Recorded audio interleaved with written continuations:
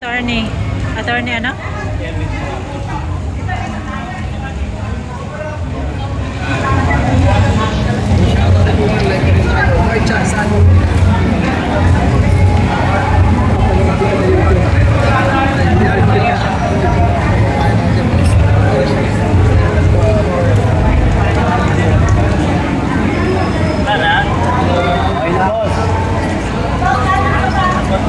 Hindi ko dala yung micro.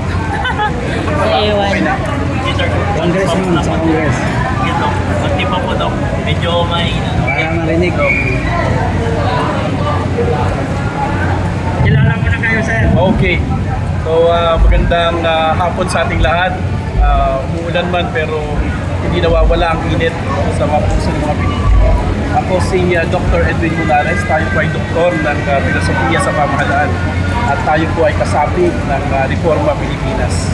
Andito po tayo kasama ng ating mga mamamayan. Tumitindig at hindi naman nakikinig lang sa inyong mga vlogs pero nag-aalam din ng mga damdamin. Tayo po ay nandito unang-una para kundinahin ang sistematikong pagnanakaw ng ating kaban na kayaman. At alam naman po natin kung sino mga pagnanakaw na ito. Hindi naman po tayo bobo o tanga para hindi natin malaman.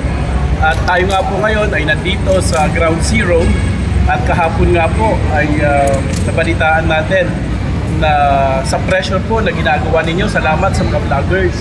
Alam ko kahit wala tayong masyadong tao dito dahil umulan, napakarami nating audience. At nape-pressure na po ang mga buhaya po sa loob ng House of Representatives at mukhang si Lolong ay bumigay na po. Kahapon po ay nagkaroon tayo ng informasyon na siya po ay magre-resign. This is a graceful exit kung tawagin natin. Hindi naman nagkaroon ng kudita. Hindi katulad sa Senado, talagang persahan. Dito binigyan ng framing pa na porket napapagod na siya, ayaw na niyang madamay yung reputasyon ng institusyon, kung kaya siya na lang ay magre-resign. At sabi nga daw, mag-leave ka na lang, pero mag-resign na rin. At ngayon nga, malinaw na, kumpirmado na ng mga kasapi ng mismong House of Representatives na siya nga ay papalitan ng isa ding congressman, si Congressman D ng Isabela. At sabi nga natin, para manalo tayo sa giyera, mananalo muna tayo sa napakaraming mga battles.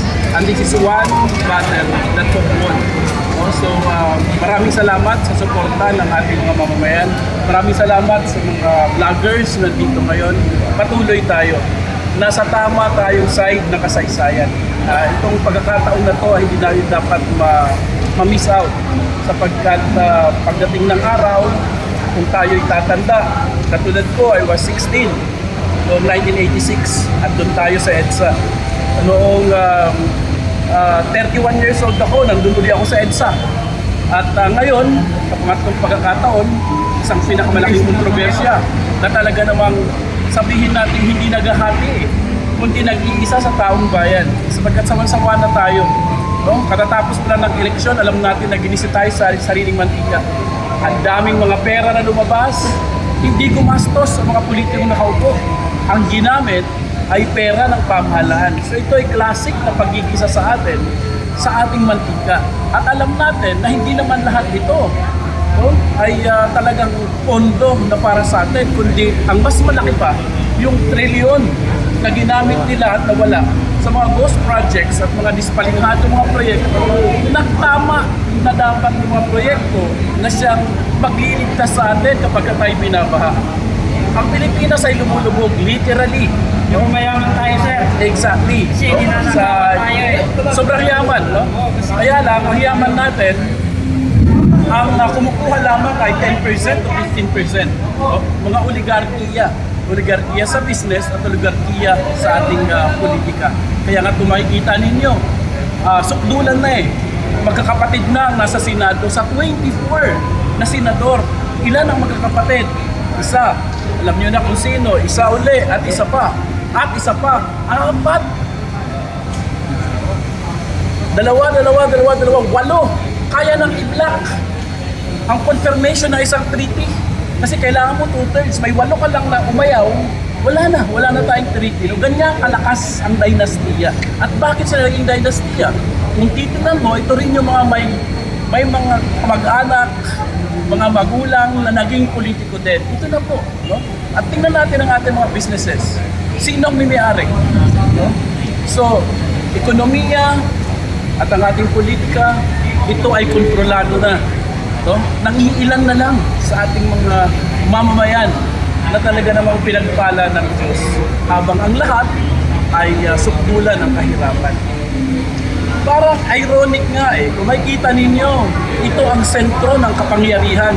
Kasi ang kapangyarihan, sabi nga, who holds the gold, holds the power. Nasaan ba ang pera? Sino ba ang nagkokontrol ng budget? Di ba ito? According to our Constitution, lahat ng pananalapi ang magdidesisyon muna sa ating bicameral Congress ay ang House of Representatives. Dito, inuuna, representa kung ano ang mga programa para sa ating maliliit na kababayan na katulad natin. Pero alam po niyo, nandito tayo, pangatlong araw na natin ito. Hahakbang lang po kayo, nandyan ang squatter. Hahakbang lang po kayo dyan. Ang ganda nito, sa likod nito, squatter. Hahakbang kayo dun.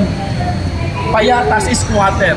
Hindi ba't napaka-erroneous na ang isang batasang pambansa na dito pinapanday ang lahat ng proyekto, pulisiya at programa para sa kapakanan ng taong bayan at pag-unlad ang nakapalibot sa kanya panay may hirap. Hindi pa sila nahihiya niya. Ang pinagtataka ko lang, bakit ang mga taga-batasan hindi lumalabas?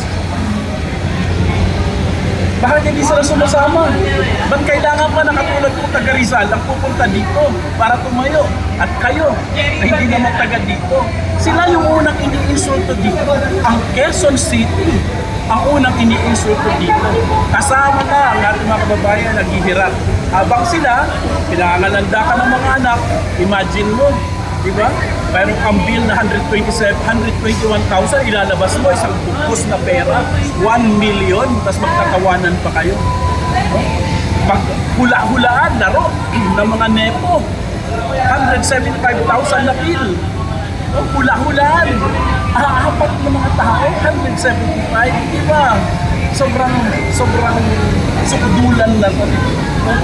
Parang ginagago na talaga tayo. Samantalang ang iba, naglalakad, namumulot ng plastic, binabaha, walang makain, ni walang bahay, ni walang pabahay. At ang ating mga tsuper, talagang pinapabayaan na lamang, pinipwersa pa, yung mga nasa gobyerno na kailangan palitan yung luma nila na pinagkakakitaan nila. Ano pa po? Ano pa ang mabuti sa bansa na ito? Ang mabuti sa bansa na ito, may mga tao tayong napaka-resilient. Mga taong sobrang malapit sa Diyos. Mga taong sobra ang pagiging makakalimutan, no? At pagiging mabait. Well anyway, siguro, dahil Kristiyano tayong natitira, dito sa Southeast Asia, sinasabi nga po, blessed are the poor, for they will inherit the kingdom of heaven.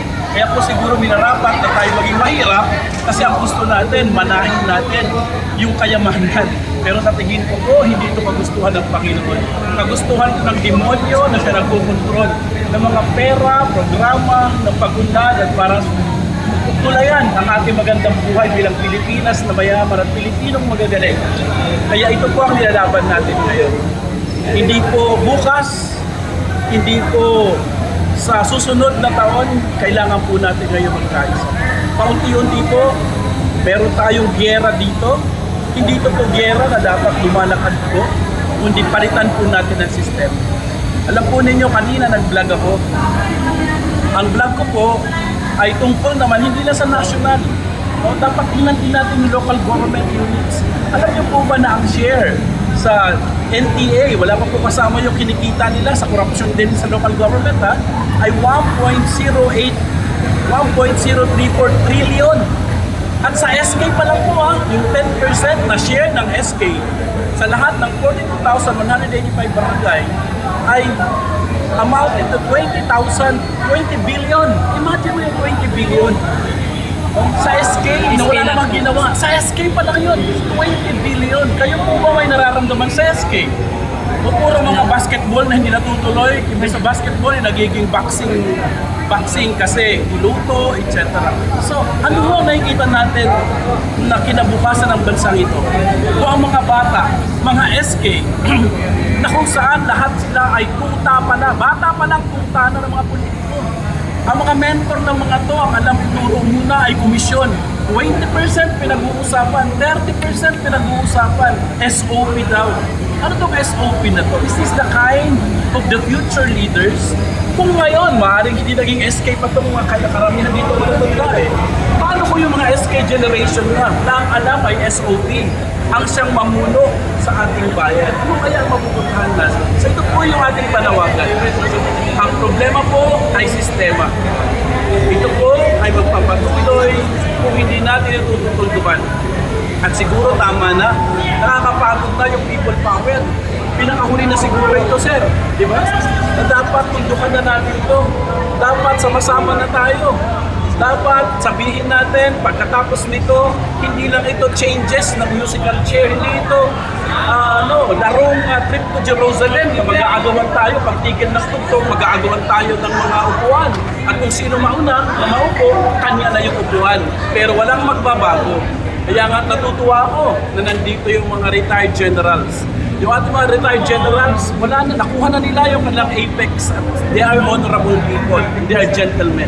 At sa tingin ko, sa ating panahon, walang politiko na nakikita ko na pag-unite ng ating bayan. Kung kaya sa akin, mas favor ako na kung magbabago pa ng sistema, ang unang maging manungkulan ay ang mga general na mga retired rather than these politicians. So yun lamang po, inaantay po namin kayo kung meron kayong panahon. Tara po!